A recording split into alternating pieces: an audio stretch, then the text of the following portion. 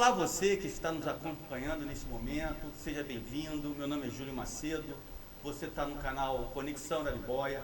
Hoje nós vamos falar sobre renda básica. Você sabe que agora nessa semana, dia 6 de abril, começa a pagar a primeira parcela do novo programa de auxílio emergencial do governo, numa média de R$250.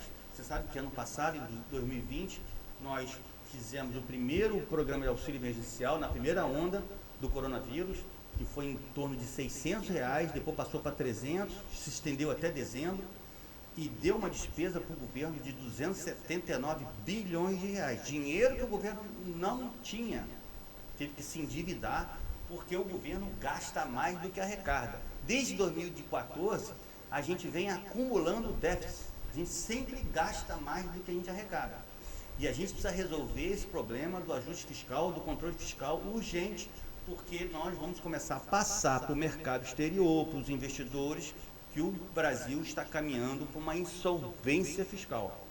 Precisamos resolver esse problema grave. Mas, paralelo a isso, a gente precisa também ajudar as pessoas necessitadas, porque nós estamos na segunda onda do coronavírus, muito mais poderosa, muito mais letal. E as pessoas estão precisando, porque elas estão perdendo seus empregos. Então eu resolvi fazer um vídeo sobre renda básica. Você sabe quando foi a primeira vez que apareceu a primeira expressão de renda mínima? Foi um inglês chamado Thomas More. Ele escreveu uma obra chamada Utopia em 1516. 10 anos depois, foi colocada em prática, em 1526, a primeira experiência, por um período curto, que foi na cidade de Ypres, na Bélgica. E de lá para cá, vários programas foram desenvolvidos, foram colocados em prática, várias experiências também na Europa, mas sempre programas emergenciais por curto espaço de tempo, nada permanente.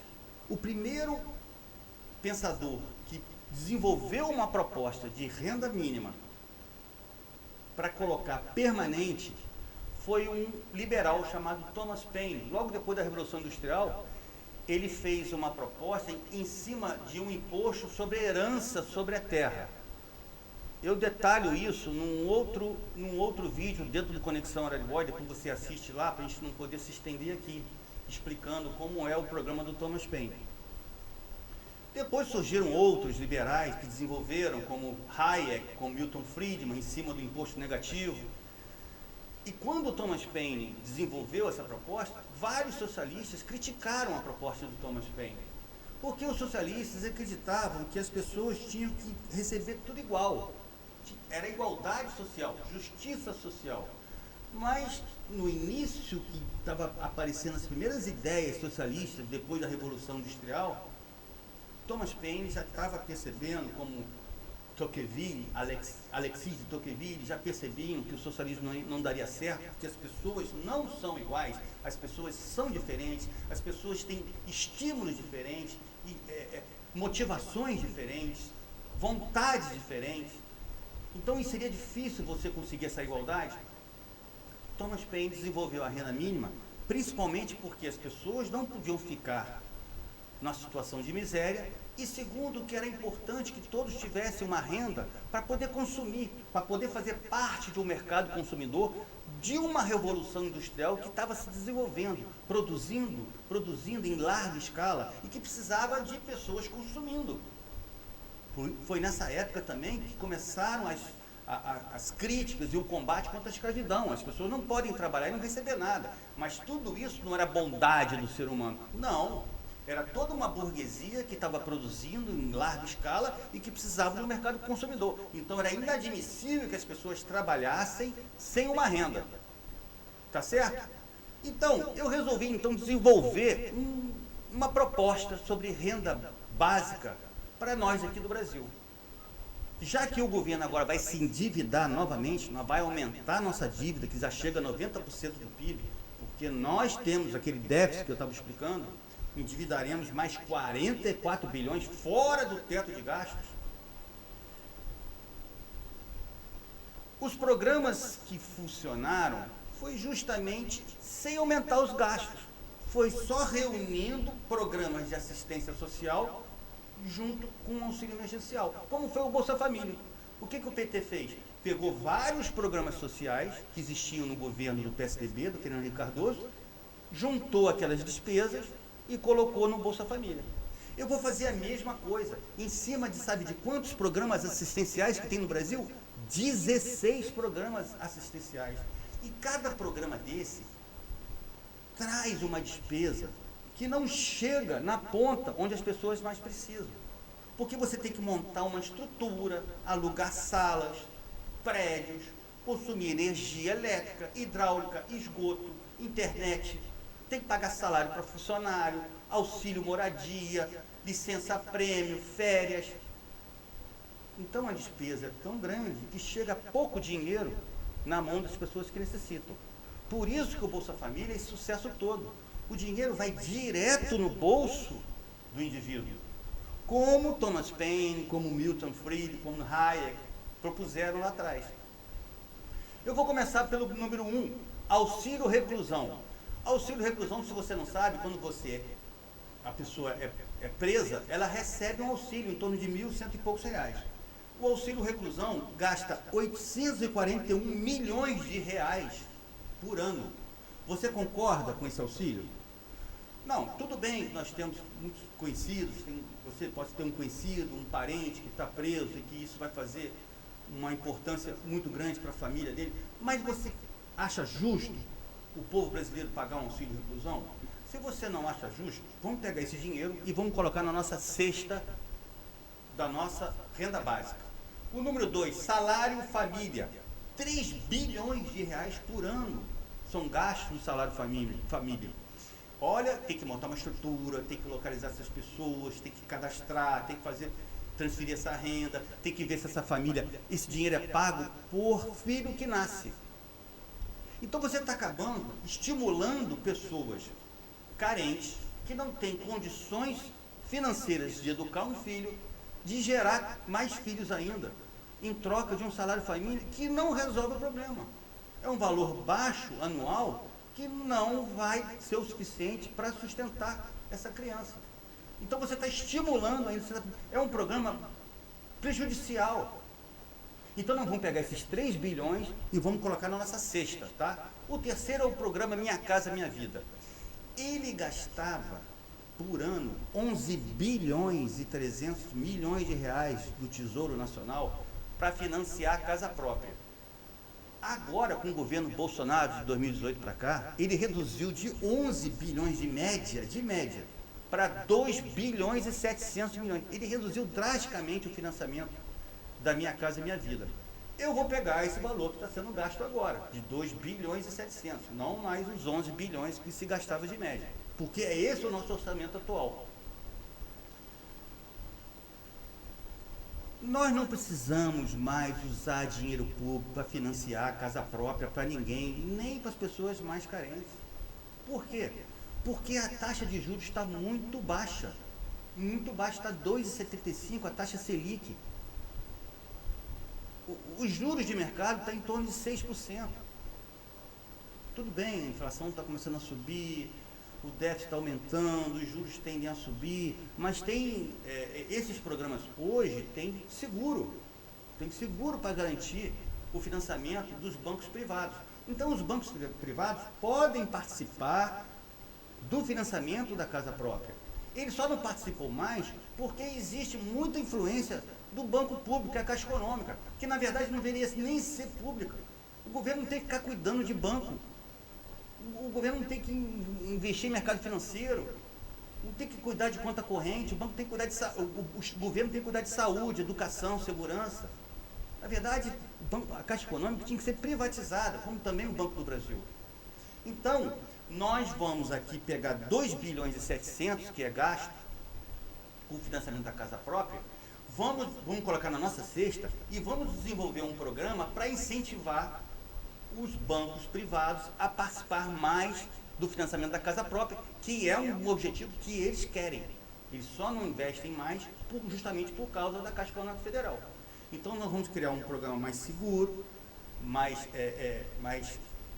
para estimular a concorrência, e será um processo gradual. Não significa que nós vamos em 2022 acabar com 2 bilhões e 700, não.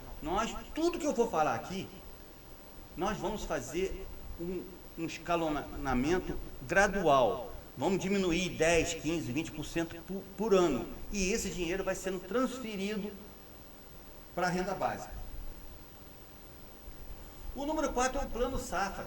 O Plano Safra, ele gasta 236 bilhões de reais e 300 milhões de reais por ano para financiar o agronegócio.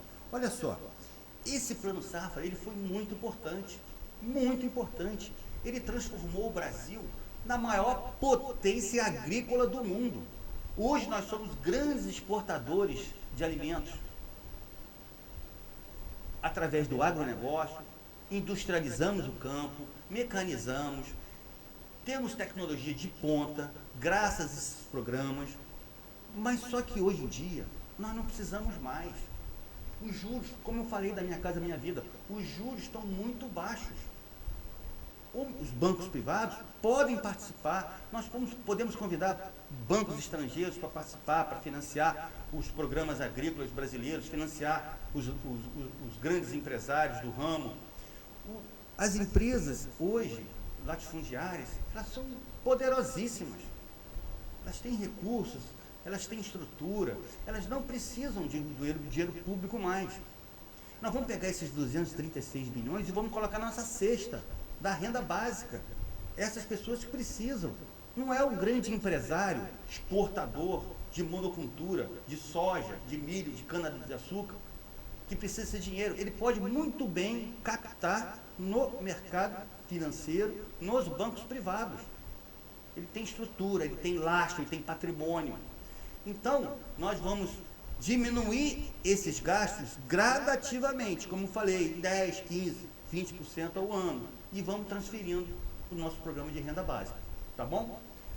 PETI, o que é o PETI? É um programa de erradicação do trabalho infantil. Você sabia que esse programa existe? PETI? PET, não sei. Erradicação do trabalho infantil. Você está vendo aí o trabalho infantil sendo erradicado? Estão acabando com o trabalho infantil? Você está sentindo isso com esse programa? Olha, é lógico que esse programa não funciona, né? Só funciona para os burocratas que montaram uma estrutura, né? E consomem boa parte desses 333 milhões de reais todo ano e que não chega na pobre da criança que está trabalhando. Então nós vamos acabar com esse programa e colocar esse dinheiro no nosso programa de renda básica. Número 6, farmácia popular. Farmácia popular consome 3 bilhões de reais por ano. 3 bilhões. Outro dia eu estava com um problema, uma infecção no ouvido. Eu fui na farmácia, o cara falou para mim, olha, esse remédio aqui, você pode comprar na farmácia popular, com um desconto de não sei quantos %. Aí eu falei, puxa, que maravilha, que beleza. Aí eu fui lá, comprei o remédio na farmácia popular. Você acha que você acha justo eu ter esse benefício? Pois é, eu fui estudar sobre isso. O farmácia popular, ele acaba beneficiando de 15 a 20% das pessoas de alta renda. Porque qualquer um pode ir lá comprar. Você é de classe média, você é de classe alta, se o remédio que o médico receitou para você faz parte da relação do farmácia popular, você vai ali no guichê da farmácia popular e compra, dentro de qualquer farmácia que tem. Você acha que é justo isso? Você acha justo eu ter sido beneficiado com um programa de farmácia popular? Então, esse programa, ele 20%, quase 20%, ele vai atender pessoas que não precisam. Por isso esses programas, eles não funcionam. Igual a cesta básica, você acha que as pessoas não comem arroz, feijão, todo mundo come? Você está beneficiando todas as classes sociais. É muito melhor você dar o auxílio emergencial para a pessoa, do que você criar benefícios, subsídios, programas que vai beneficiar outras pessoas que não precisam. Então é muito mais interessante você pagar uma renda básica para a pessoa que realmente precisa, do que gastar 3 bilhões no farmácia popular, que gente de classe média e classe alta vai usar. O número 7, Pronasce. O Pronasce é um programa de inclusão social e combate à criminalidade. Pronasce gasta 1 bilhão e 700 milhões de reais. Você acha que esse programa está dando inclusão social, está ajudando na inclusão social, está combatendo a criminalidade? Você acha? Bom, eu não acho. Eu nem sabia que existia esse programa e vou ser sincero para você. Eu acho que esse dinheiro vai todo pelo ralo. Não ajuda em nada. Então nós vamos pegar essa verba e vamos colocar no nosso programa de renda básica. Seguro defeso. O seguro defeso é tipo um benefício para os pescadores que não podem pescar em épocas que é proibido, certo? E aí eles recebem esse benefício para eles não irem pescar, não irem para o mar pescar, não ir para os rios pescarem. Só que a maior parte do gasto do seguro defeso, que é de 2 bilhões e 500 milhões de reais, é em Brasília. A maior parte é em Brasília. São milhares de pescadores beneficiados que moram em Brasília. Você acha certo? Você acha que realmente é em Brasília? É no Lago Paranoá que eles pescam? Onde é que eles pescam? Eu não sei, cara. Só sei de uma coisa. Esse seguro defeso não está indo para os pescadores. Não está ajudando os pescadores. Os pescadores vão ser beneficiados pelo programa de renda básica. E nós vamos acabar com esse seguro defeso que tem um bando de pilantra aí que está recebendo esse dinheiro. Tá certo? O Bolsa Família, não preciso explicar para vocês, nós vamos incorporar, né? Que na verdade é um Bolsa Família ampliado, que são 30 bilhões de reais. E tem o abono salarial. O abono salarial, ele gasta 16 bilhões e 300 milhões de reais. Sabe o que é o abono salarial? É para quem ganha de 1 a 2 salário mínimo, recebe um abono salarial por ano, depois de 5 anos de carteira assinada. Se você tem uma empresa, o teu filho é um adolescente, você coloca ele na sua empresa. Nem que ele vá trabalhar, você está colocando ele só para poder pagar a contribuição de aposentadoria dele, ele tem direito ao abono salarial. Meu filho, por exemplo, eu tenho uma empresa e ele é fichado na minha empresa. Ele tem direito ao abono salarial, gente. E isso acontece com milhares de pessoas nesse país, onde filhos, adolescentes, de parentes, que donos de empresa, trabalham na empresa, trabalham ou não trabalham, recebem um valor abaixo de 2 salários, recebem. Os cálculos chegam ao mesmo valor, a mesma porcentagem, de 15% desse abono salarial vai para pessoas que não precisam. São 16 bilhões e 300. Se tira 15% disso, vai para pessoas que não precisam. Então, esses programas que os caras desenvolvem, que os políticos desenvolvem, muitas vezes não vai para as pessoas que mais precisam. Tá? O seguro-desemprego, por exemplo, gasta 40 bilhões e 700 milhões. O seguro-desemprego também é por 4 meses, você recebe por 4 meses. Ora, eu estou propondo um programa permanente. A pessoa vai ganhar esse auxílio emergencial, independente se ele está trabalhando ou não. Ninguém vai ficar fiscalizando. Nós não vamos montar estrutura, gastar dinheiro com escritório, com funcionário, para saber se a pessoa perdeu o emprego ou não. Ele vai ganhar o auxílio emergencial dele e ele vai continuar buscando seu emprego. Ele vai ter a segurança, a confiança de que mesmo que ele arrume um emprego, ele vai continuar ganhando esse auxílio emergencial, para justamente estimular ele a entrar no mercado de trabalho. E ele ter uma renda maior, ele contribuir mais para a sociedade. Ele não vai perder o programa dele. Então, se você perde o emprego, você vai continuar ganhando o seu auxílio emergencial. Então, nós vamos pegar os 40 bilhões e 700 para ajudar na renda básica. Quem ganha um alto salário, já tem renda, já tem um patrimônio, já tem uma reserva, já tem uma poupança. Agora, as pessoas que não têm, eles vão receber o seguro, a renda mínima, de qualquer maneira. Número 12, o Bolsa Atleta. O Bolsa Atleta, ele pode até ficar fora, porque como eu gosto de esporte, né? São 145 milhões. Mas os atletas, eles poderiam estar inseridos também no programa. Você pode pegar o os atletas para incentivá-los, que estão começando, que não tem patrocínio, os grandes atletas vão ficar de fora, mas os que estão começando, eles podem entrar no programa do Renda Básica.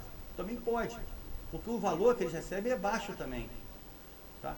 Número 13, Lei de Incentivo Fiscal para o Esporte, 800 milhões de reais de incentivo.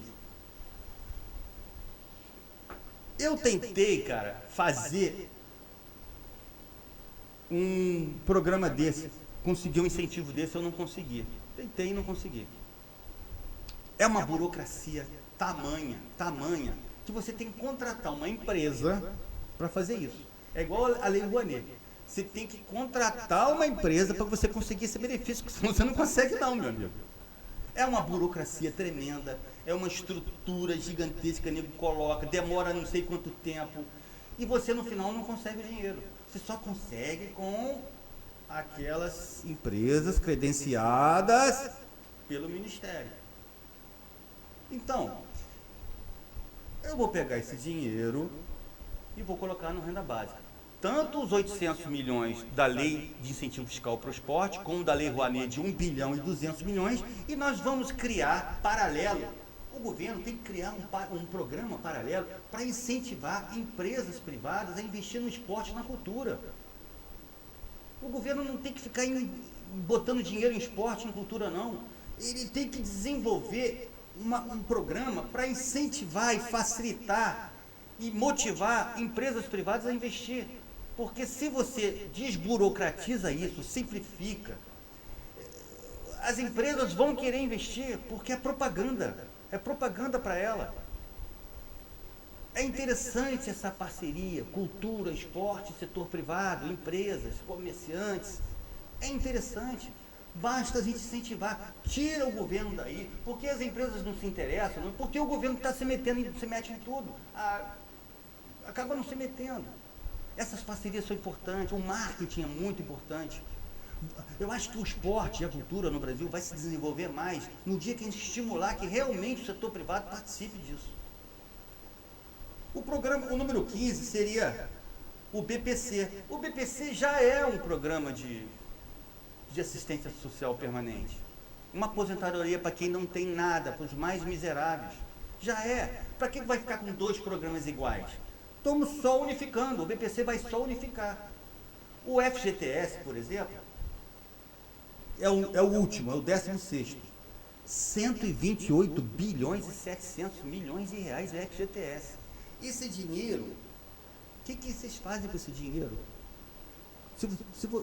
O governo acha que ele tem que cuidar da sua poupança. Pode um negócio desse? Nós não temos liberdade nem de pegar o nosso dinheiro e a gente poupar onde a gente quiser. Se eu quero aplicar no Bradesco, no Itaú, no Santander, não. O governo pega a tua poupança e ele resolve aplicar. Quando ele aplica, o que acontece? O rendimento dele é mais baixo do que está o mercado. Você acaba perdendo dinheiro. Então, tem que tirar o FGTS da mão do governo. E eu transferiria isso para o auxílio emergencial, o FGTS.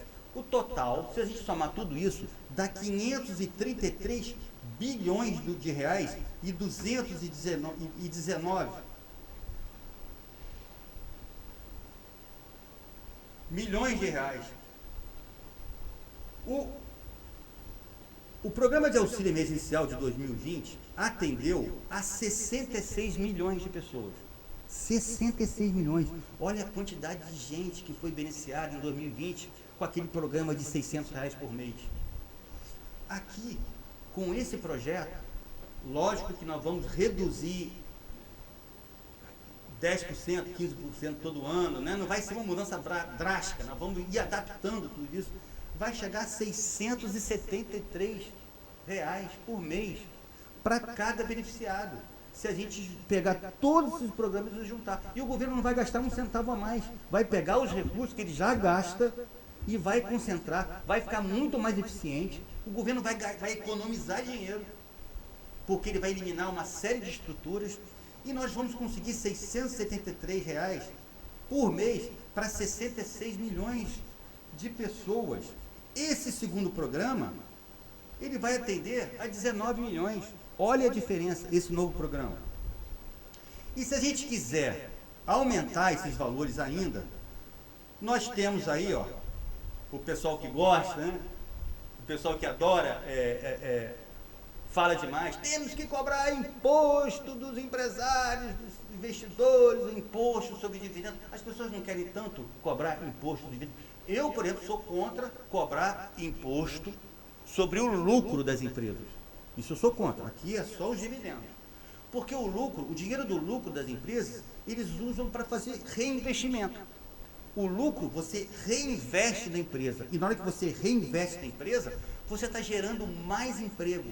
Você está aumentando a produção, você está aumentando a oferta, você está contribuindo para o mercado consumidor, você está abastecendo o mercado consumidor, você está combatendo a inflação, você está criando vários benefícios para a sociedade. Então, taxar o lucro da empresa, eu sou contra. Agora, o dividendos, o que é o dividendos? É a parte do acionista, que ele tira da empresa, bota no bolso e leva para casa, para gastar no que ele quiser, poupar, ou gastar com lazer, o que for, ele vai pegar, é a parte do lucro dos dividendos.